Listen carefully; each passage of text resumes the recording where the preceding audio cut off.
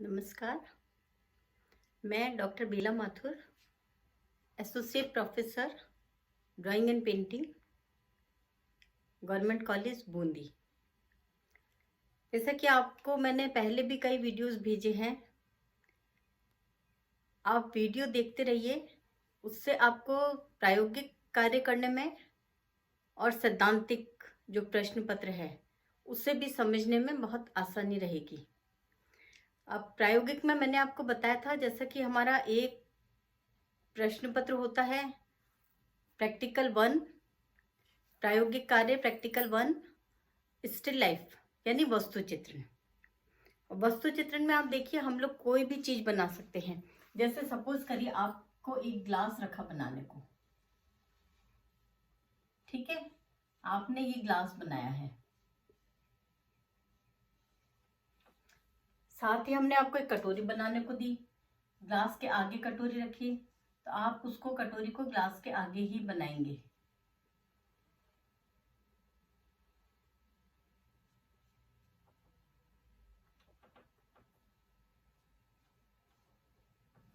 ठीक है।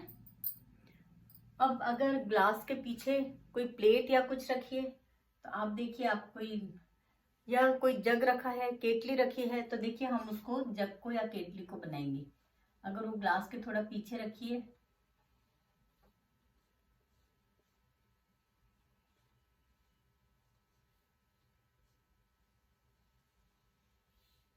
तो ये जो चीज पीछे रखी है ये ग्लास के भी पीछे से दिखाई देगी हमें। जो ये इसका नीचे का ये बॉर्डर है ना, नीचे का जो तला है, ये हमें, ये ग्लास है, ये इसके पीछे है। एक के पीछे कैसे हम चीजें बनाते हैं, ठीक है। फिर इसका हैंडल,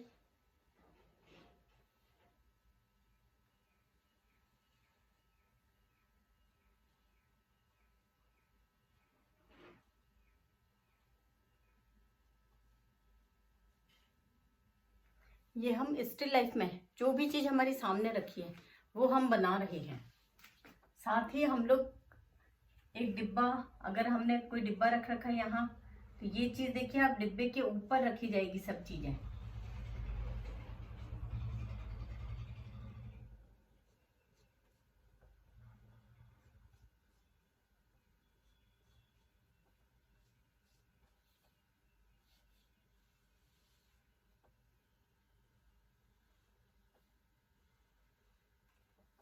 देखिए, अब आप समझ रहे हैं, सबसे पहले सबसे आगे है डिब्बा, जिसकी जो बॉर्डर लाइन है वो हमें सबसे आगे दिख रही है। डिब्बे के ऊपर फर्स्ट नंबर पे रखी है कटोरी। ये देखिए, ये कटोरी रखी है फर्स्ट नंबर पे। कटोरी के थोड़ा पीछे रखा है ग्लास। ये देखिए, ग्लास रखा है।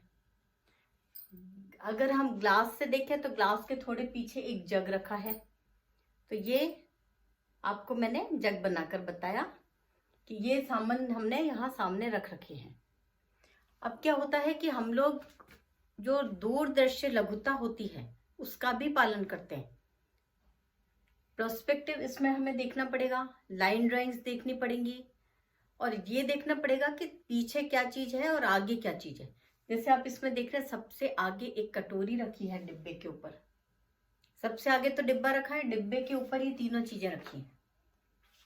तो सबसे आगे ये कटोरी रखी है, फिर ग्लास रखा है, उसके बाद हमने जग रख रखा है। ये चीजें आपको समझ में आई? क्योंकि ये चीजें सामने रखी हैं और हमारे आई लेवल के सामने है। आई लेवल होता है कि सेंटर से थोड़ा सा ऊपर, तो ये चीजें हमारे आई लेवल के सामने है, इसलिए चीजों की जो ऊपर की किनारी है, ये देखिए आप, ये वाली जो किनारी है चीजों की, ये हमें हल्का सा स्पष्ट नजर आ रही है, स्पष्ट नजर आ रही है किनारी, ठीक है। सब चीजों के ऊपर की हमें थोड़ा सा किनारी दिखेगी, क्योंकि हमने आई लेवल से थोड़ा सा ऊपर मॉडल रख रखा है, मतलब आई लेवल से थोड़ा सा नीचे मॉडल रख रखा है, इसलिए हमें ऊपर का पोर्शन दिखेगा। अगर यही मॉडल थोड़ा ऊपर रखा होता, ज्यादा ऊंचा, तो हमें क्या दिखता, हमें इसका तला पोर्शन यानी ये वाला पोर्शन नजर नहीं आता। आपको यही वाला पोर्शन ज्यादा दिखाई देता, लेकिन ये ऊपर का पोर्शन इतना स्पष्ट नजर नहीं आता। ये हमने मॉडल आई लेवल पे रख रखा है, यानी कि जब अपन टेबल पे मॉडल रखेंगे तो हमें वो ऐसा दिखना चाहिए कि उसका ऊपर का सिरा थोड़ा सा दिखे। जैसे अगर चाय का कप है, कप हल्का सा ऊपर से भरा हुआ दिखे, यानी भरा हुआ दिखेगा तब भी आपको हल्का सा ही भरा हुआ दिखेगा, और ज्यादा भरा हुआ नहीं दिखेगा, है ना। आप ही समझ रहे हैं, जो पास की चीज है वो पहले बनेगी और दूर की चीज पीछे बनेगी। लेकिन अगर कोई चीज आगे रखी है तो पीछे वाली चीज का पोर्शन इसमें नजर नहीं आएगा, क्योंकि कप है, कप ट्रांसपेरेंट नहीं होता, इसलिए पीछे का पोर्शन इसमें नजर नहीं आएगा। हाँ, अगर ये कप ट्रांसपेरेंट होता तो आपको पीछे ग्लास का पोर्शन इसमें पूर्ण रूप से दिखाई देता। अब देखिए, ये ग्लास जैसे व्हाइट कलर का है तो आपको इसके पीछे से जग का पोर्शन भी दिखाई देगा। अगर आप इस ग्लास को पूरा व्हाइट कलर का ट्रांसपेरेंट बनाते हैं, बिल्कुल कांच आर पार दिखने वाला, पारदर्शी, जैसे पारदर्शी होते हैं ग्लासेस, पानी वानी पीते हैं, चाय पीते हैं, पारदर्शी ग्लासेस, अगर ये ग्लास पारदर्शी होता तब फिर हमें जो जग का पोर्शन है वो इसके अंदर स्पष्ट रूप से हमें दिखाई देता।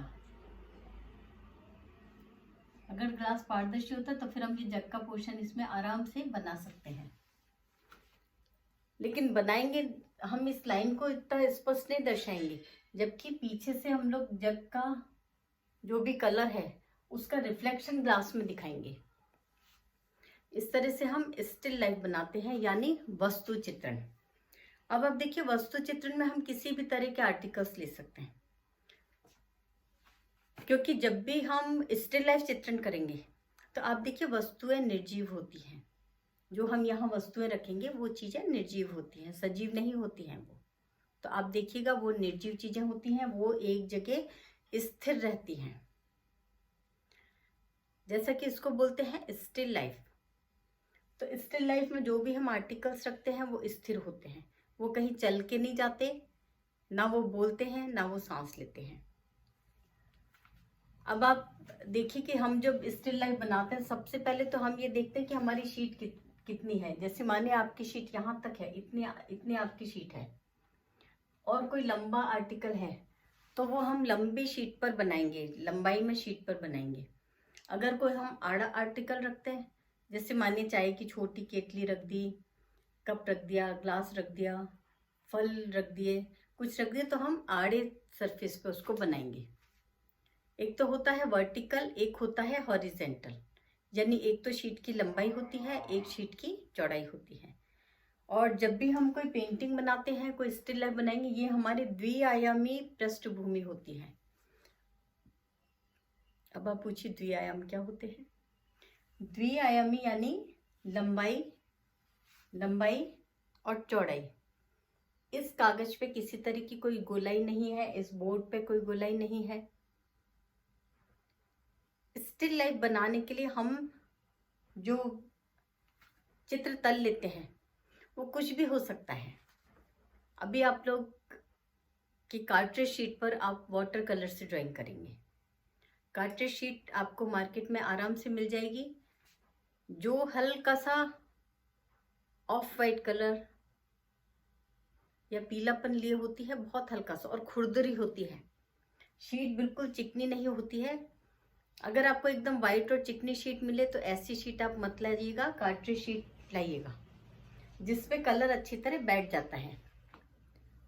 और ये जो स्टिल लाइफ होता है, इसको हमें बनाने के लिए कैमलिन के वाटर कलर यूज करने होते हैं। अब आप बताइए कि वाटर कलर भी होते हैं, एक होते हैं पोस्टर कलर। पोस्टर कलर जो है, पोस्टर कलर वो कैमलिन की शीशियों में आते हैं, छोटी छोटी सी बॉटल्स आती हैं, हरी, लाल, पीली, 12 कलर्स की भी आती हैं, 6 कलर की आती हैं। लेकिन इसमें हम या तो कैमलिन के ट्यूब कलर्स यूज करेंगे वाटर कलर, या एक जो केक कलर्स आते हैं, उसमें जो कलर्स हैं उसमें केक टाइप बने होते हैं, वो वाले हम कलर्स वाटर कलर यूज कर सकते हैं। लेकिन हाँ, आप किसी अच्छी कंपनी के ही कलर यूज करिएगा, अन्यथा शीट्स पर वो कलर डल पड़ जाएंगे लगाने के बाद, या वो कलर आप उस पर कोई दूसरा कलर लगाएंगे तो वो कलर अपना थोड़ा सा कलर छोड़ते जाते, फैलते जाते हैं। ऐसे शीट अगर कार्ट्रिज शीट होगी, कार्ट्रिज शीट की खासियत होती है उसमें कलर्स फैलते नहीं है। आप एक कलर के ऊपर जब दूसरा कलर लगाएंगे, चूंकि ये क्या वाटर कलर है, तो आप जब भी एक कलर के ऊपर दूसरा कलर लगाएंगे वो कलर पीछे से रिफ्लेक्ट करेगा पहले वाला कलर। जैसे सपोज मानिए जग आपका ग्रीन कलर का है, ठीक है, ग्लास आपका ट्रांसपेरेंट है, ऑफ वाइट कलर का है, या हल्का सा लाइट ब्लू कलर का शेड उसमें आ रहा है, क्योंकि आसमान क्या है, नीले रंग का है। तो प्रकृति में जो भी चीजें हैं उसमें एक झलक उसकी है। एक ब्लू कलर का एक सरफेस हमें हमेशा दिखाई देगा। अब ग्लास को आप देखिए, ग्लास ट्रांसपेरेंट है, ठीक है, जग पीछे है, जग ग्रीन कलर का है। अगर आप ग्रीन कलर का जग बनाएंगे, क्योंकि ग्लास तो पारदर्शी है, तो ग्लास में से यहाँ जग का ग्रीन कलर दिखेगा, इस जगह जग का ग्रीन कलर इस जगह आपको दिखाई देगा, देगा नहीं देगा, देगा ना। तो उसको भी आप बनाएंगे।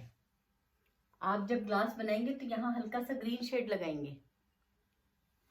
कप, चूंकि कप ट्रांसपेरेंट नहीं है, कप मानिए ब्लू कलर का, ग्रीन कलर का, ग्रे कलर का, किसी भी कलर का है, तो आप इसमें वो कलर लगा दीजिए। एक होता है कि हम जब भी कोई वस्तु चित्रण बनाते हैं, अभी आपको ये वस्तु क्या लग रही है, देखिए ये हमारी शीट है, ठीक है, ये हमने कोई इसमें वस्तु चित्रण किया है। तो ये वस्तु क्या आपको ऐसा नहीं लग रही पर्दे में टकी हुई है या पर्दे में झूल रही है इधर उधर? क्योंकि जब भी कोई वस्तु चित्रण रखा होता है वो किसी ना किसी टेबल पर या किसी सरफेस पर रखा होता है। निश्चय ही वो सरफेस ठोस होता है, कभी लचीला सरफेस नहीं होता। तो इसलिए हम क्या करेंगे कि टेबल और ये जो वस्तु चित्रण जो हमारा रखा हुआ है इसको हमेशा अलग करेंगे। ये नीचे तो है हमारी टेबल, ये सेंटर लाइन है, ये हमेशा ये जो आर्टिकल्स रखे होते हैं इनके पीछे से आती है सेंटर लाइन हमेशा। अगर ये डिब्बा हम इस लाइन के पीछे दिखा देते हैं, इसका मतलब क्या हुआ कि लाइन तो है टेबल आगे का, तो यानी ये डिब्बा इधर पर्दे पे लटक रहा है। तो सही तरीका है कि हम इस लाइन को हमेशा जो भी हम बना रहे हैं डिब्बा या कुछ भी आर्टिकल्स उनके पीछे से बताएंगे इस लाइन को हमेशा, जिससे कि ये जो सेंटर लाइन है यहाँ तो हो गया पर्दा, यानी जो भी पर्दा जो भी आप लगाएंगे वो ये तो पर्दा हो गया है, और आगे ये टेबल है जिसपे कि अपना जो वस्तु चित्रण की जो भी अपने आर्टिकल्स हैं, मॉडल हैं, वो यहाँ रखे हुए हैं। एक आप देखिए कि वस्तु चित्रण आप 2-3 तरह के बना के देखिएगा कि किस तरह से हम ये वस्तु चित्रण बनाते हैं।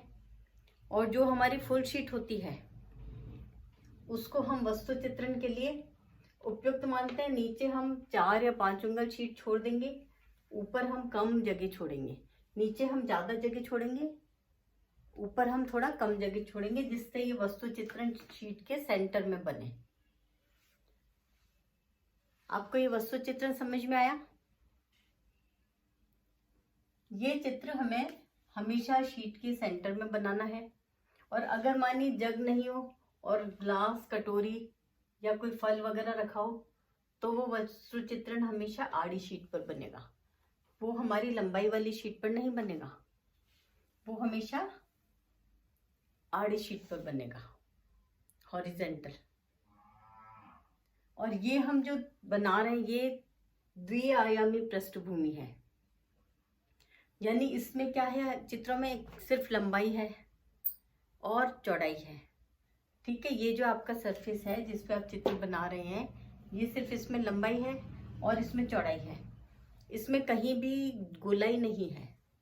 तो आप ये बात विशेष तौर पर ध्यान रखिएगा कि जब भी हम कोई चित्र बनाते हैं, अगर वो चीज़ लंबी होती है, लंबी यानी आप समझिए सॉस की बॉटल हुई, कोई पेप्सी की बॉटल हुई, या किसी भी तरह की लंबी बॉटल, या कोई लंबाई में केतली हुई, जार हुआ, वो हमेशा लंबी शीट पे यानी लंबाई में ही बनेगा। जबकि अगर कोई आड़ा आर्टिकल है, छोटा आर्टिकल है साइज में, जैसे ग्लास हुआ, कप हुआ, कटोरी हुई, बॉल हुई, किसी तरह का सेब या इस तरह के फ्रूट्स हुए, वो सब आड़ी शीट पर बनेंगे। ठीक है, इतना समझ में आ गया आपको? Thank you.